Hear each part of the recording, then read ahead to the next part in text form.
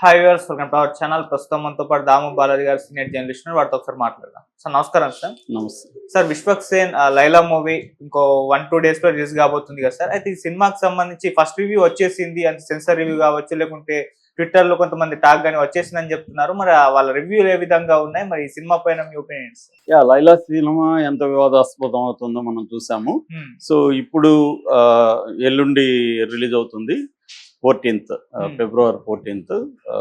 So దీని మీద already రివ్యూలు బయటకు వచ్చాయి. అంటే సెన్సార్ నుంచి కానీ లేకపోతే ప్రత్యేక షోలు వేసినట్టు రివ్యూలు మన దృష్టికి వచ్చాయి. ఆ రివ్యూ ఏందనేది మనం చెప్పుకుందాం. అంటే అసలు లైలా సినిమాని చూడదగిన విధంగా ఉందా లేదా, టాక్ ఏంటి అనేది బయటకు వచ్చింది.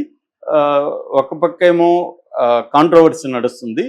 ఎందుకంటే పృథ్వీ 50 గొర్రెలు ఉన్నాయి ఒక సీన్లో, మేకలు అన్నాడు, మళ్ళీ గొర్రెలు కూడా అన్నాడు, 50 ఉన్నాయి. దాని తర్వాత లాస్ట్కి వచ్చేసరికి 11 ఉన్నాయన్నాడు. దాన్ని తను ఖండించాడు మళ్ళీ విశ్వక్ సేన్. లేదు, అతను చెప్పింది రాంగు, ఫస్ట్ ఎన్ని ఉన్నాయో చివరిలో కూడా అన్నే ఉన్నాయి, అతను అలాగా ఎందుకు చెప్పాడో మాకు తెలియదు, అవన్నీ సమర్థించుకున్నారు. కానీ వైసీపీ వాళ్ళు తీవ్రంగా ఎప్పుడు లేని విధంగా దీని మీద చాలా తీవ్రంగా వైసీపీ సోషల్ మీడియా, నేనైతే ఇప్పుడు ఈ మధ్యకాలంలో గవర్నమెంట్ వచ్చిన తర్వాత ఇంత యాక్టివ్గా వైసీపీ సోషల్ మీడియా లేదు, అసలు ఆల్మోస్ట్ చనిపోయినట్టుగా కనబడింది. ఈసారి మళ్ళీ వాళ్ళకి 2 వచ్చాయి, కిరణ్ రాయ్ లాంటిది లైలాది. దీంతో విపరీతంగా అటాక్ చేశారు. అది 25,000 స్టార్ట్ అయ్యి ఇవాళ 1,00,000 దాటినట్టుగా ఉన్నాయి ట్వీట్లు. అట్లాగే సోషల్ మీడియాలో అన్నింటిలో వాళ్ళు హోరెత్తిస్తున్నారు. కామెంట్లు కూడా, అన్ని కామెంట్లు నెగిటివ్గా లైలా మీద నేను చూడలేదు. ఏ సినిమా మీద కూడా అంత తీవ్రంగా పెడుతున్నారు. సో రెండవది ఏంటంటే, ఇదంతా ఒక పక్క నడుస్తుంటే పృథ్వీ ఇంకా రెచ్చిపోయి పందులకు పుట్టారు వీళ్ళు వైసీపీ వాళ్ళు, లంకొడకలారా మీరు వణికిపోతున్నారా, ఇలాగా ఆయన ఇంకా రెచ్చిపోయి మాట్లాడాడు. దాంతో ఇదంతా కూడా team Vishwak Sen, Prithvi, producer Sahu గార్పాటి, director Ramanarayan వీళ్ళందరూ కలిసే ఈ వివాదాన్ని క్రియేట్ చేశారు. ఎందుకంటే వాళ్ళకి సినిమా అంత అమ్ముడు పోవట్లేదు, పబ్లిసిటీ రావట్లేదు. నాకు తెలిసి దీంట్లో కూడా టికెట్ యాప్ల్లో కూడా, అదేం యాప్, బుక్ మై షోలో కూడా ఇప్పటి వరకు పెట్టలేదు. ఇంకా ఎల్లుండి రిలీజ్ అంటే బుక్ మై షోలో లేకపోవడం విచిత్రంగా ఉంది. సో అలాగా దాంతో వీళ్ళు ఏమనుకున్నారంటే దీన్ని కాంట్రవర్సీ చేద్దాం అనేది వీళ్ళు అనుకొని అతని దగ్గర మళ్ళీ రెచ్చగొట్టించి మాట్లాడిచ్చారు అనేది టాక్ అనమాట. ఎందుకు అంటే నిజంగా వీళ్ళకి కానీ భయం ఉంటే అతన్ని మాట్లాడనివ్వకుండా చూసుకోవాలి కదా. కనీసం అతను సారీ చెప్పకపోతే పోయాడు, కనీసం సైలెంట్గా ఉండమని చెప్పాలి కదా. కానీ అతన్ని రెచ్చగొట్టి మళ్ళీ రెచ్చిపోయే విధంగా మాట్లాడిచ్చి ఒక డ్రామా చేసి, హాస్పిటల్లో చేరినట్టుగా డ్రామా చేసి, ఇదంతా కూడా టోటల్ డ్రామా. ఇదంతా కూడా విశ్వక్ సేనే చేస్తున్నాడు. ఎందుకంటే విశ్వక్ సేన్కి వివాదాలంటే చాలా ఇష్టం. అతను గతంలో కూడా నాగవల్లి దేవి నాగవల్లితో గొడవ పెట్టుకున్నాడు TV9లో. తర్వాత అర్జున్ ఎంత పెద్ద సీనియర్ హీరో, అతనే 40 ఏళ్ల కెరీర్లో ఇట్లాంటి వాడిని చూడలేదని స్టేట్మెంట్ ఇచ్చి ఇతనితో సినిమా ఆపేస్తాడు, అన్నిట్లో ఇన్వాల్వ్ అవుతున్నాడని. ఇతను మొదటి నుంచి కూడా ఏంటంటే డైరెక్షన్ దోలు ఎక్కువ, ప్రతి దాంట్లో ఏలు కాలు అన్నీ పెడుతుంటాడు. ఈవెన్ ఈ డైరెక్టర్ కూడా అతన్ని పాజిటివ్గా చెప్తున్నాడు, కానీ మనకు అర్థమవుతుంది రామనారాయణ సెకండ్ ఫిల్మ్ ఇది. ఫస్ట్ ఫిల్మ్ కూడా అతను పెద్ద బట్టల రామస్వామి అనేది తీశాడు. అతను బేసిక్ మ్యూజిక్ డైరెక్టర్. అందుకని ఇలాంటి వాళ్ళని ఎంచుకొని అతను ఏం చేస్తాడంటే అతనే డైరెక్షన్, దాన్ని గోస్ట్ డైరెక్షన్ చేస్తుంటాడు. సో కాకపోతే మన అర్జున్ లాంటి వాళ్ళకి అది నచ్చలేదు. ఎందుకంటే అర్జున్ సీనియర్, ఆయన ఆల్రెడీ డైరెక్షన్ చేశాడు, చాలా పెద్ద సినిమాలు చేశాడు. సో ఆయన తన కూతుర్ని హీరోయిన్కి పెట్టి కూడా ఆ సినిమాని ఆపేశాడంటే ఇతని టార్చర్ ఏ స్థాయిలో ఉందో మనకు అర్థమవుతుంది. సో ఇదంతా కూడా విశ్వక్ సేనే జయించాడు, పృథ్వీ కాదు అనేది వెర్షన్ ఇప్పుడు బయటకు వస్తుంది. దీనివల్ల లైలాకి ఎంత నష్టం లాభమా అనేది మనకి సినిమా అయినాక కానీ తెలియదు.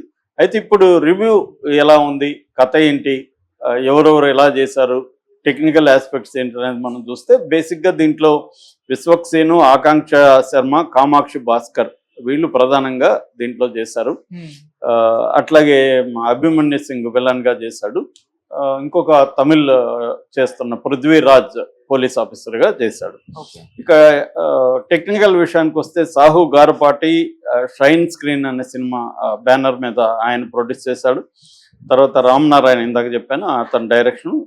లియోన్ జేమ్స్ మ్యూజిక్ చేశాడు. తర్వాత రిచర్డ్ ప్రసాద్ కెమెరా వర్క్ చేశాడు.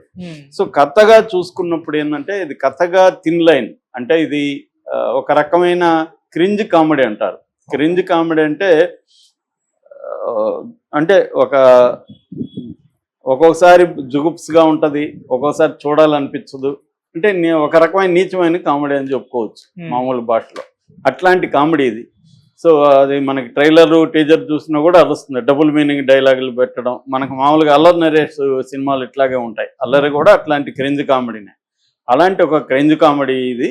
సో దీంట్లో బేసిక్గా ఏంటంటే ఇతను 2 రకాల వేషాలు వేశాడు. ఒకటేమో సోను మోడల్. సోను మోడల్ ఎవరంటే అతను ఒక మేకప్ ఆర్టిస్టు ప్లస్ ఒక బ్యూటీ పార్లర్కి యజమాని.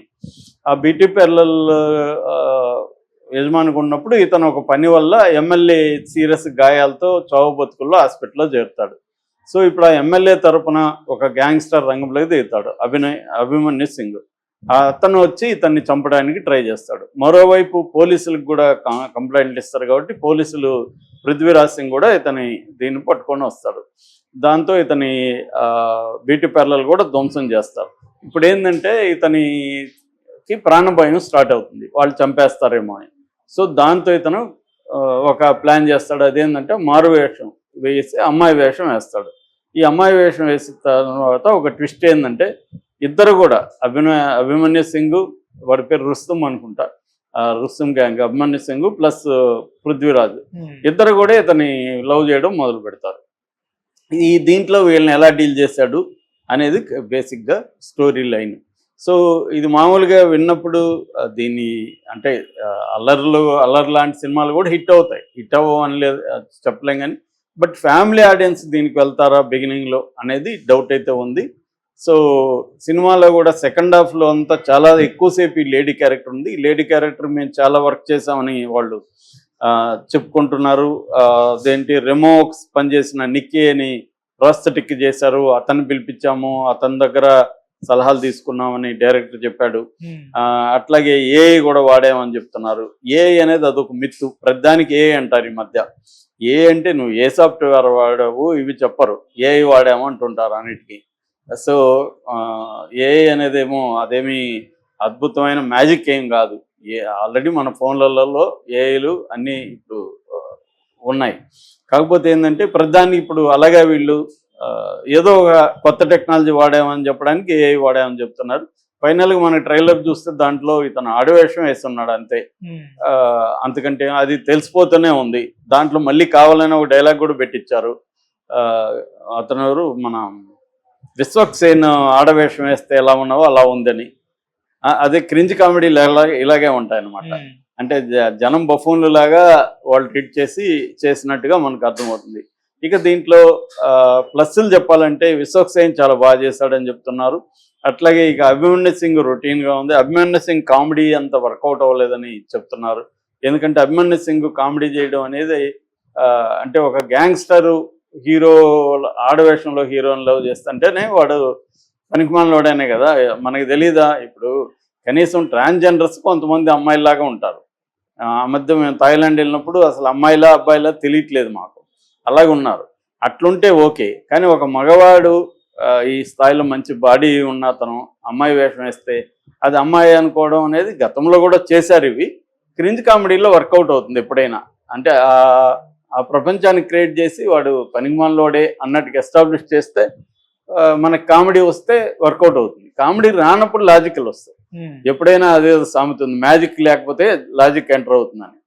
సో అట్లాగే హిచ్కాక్ది కూడా స్టేట్మెంట్ ఉంది, when logic enters drama dies అని. లాజిక్ లేకి జనాలు వెళ్లకుండా నువ్వు డీల్ చేయగలగాలి. అంటే డ్రామా స్ట్రాంగ్గా ఉండి కామెడీ స్ట్రాంగ్గా ఉంటే లాజిక్ ఆలోచించరు. అది ఎప్పుడైతే వీక్ అవుతుందో అన్ని లాజిక్లు జనాలు ఆలోచిస్తారు. సో ఇది అక్కడ ఫ్లాప్ అయినట్టుగా చెబుతున్నారు రివ్యూ వాళ్ళు చూసిన వాళ్ళు. సో అంత వర్కౌట్ అవ్వలేదు, అది వీడి కామెడీ వర్కౌట్ అవ్వలేదు. అభిమన్యు సింగ్ అనేవాడు ఎప్పుడో అవుట్డేటెడ్ విలన్. అతను స్ట్రాంగ్ తెలుగులో ఏదో మన రామ్ గోపాల్ వర్మ సినిమాల్లో 2-3 ఇట్లా చేసినట్టున్నాడు. సో అంత తప్ప అతనికేమీ ఒక కామెడీ విలన్గా కూడా అతను ఎప్పుడూ లేడు. అలాంటి అతన్ని పెట్టడం రాంగ్ కాస్టింగ్ అనేది చాలామంది చెప్తున్నారు. ప్లస్ మాత్రం ఇతను చాలా బాగా చేశాడు, బ్యాక్గ్రౌండ్ స్కోర్ చాలా బాగుంది, కామెడీకి తగినట్టుగా కెమెరా వర్క్ బాగుందని చెప్తున్నారు.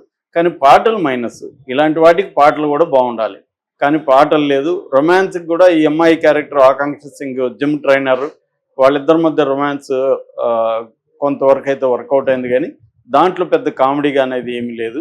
ఓవరాల్గా అంటే నేను చూడలేదు కాబట్టి రేటింగ్లు అవి ఇవ్వలేను, కానీ ఓవరాల్గా ఇది కొంత టాక్ వచ్చి మౌత్ టాక్ వచ్చినాక కానీ జనాలు ఓపెనింగ్స్ అయితే కష్టమే అని చెప్తున్నారు.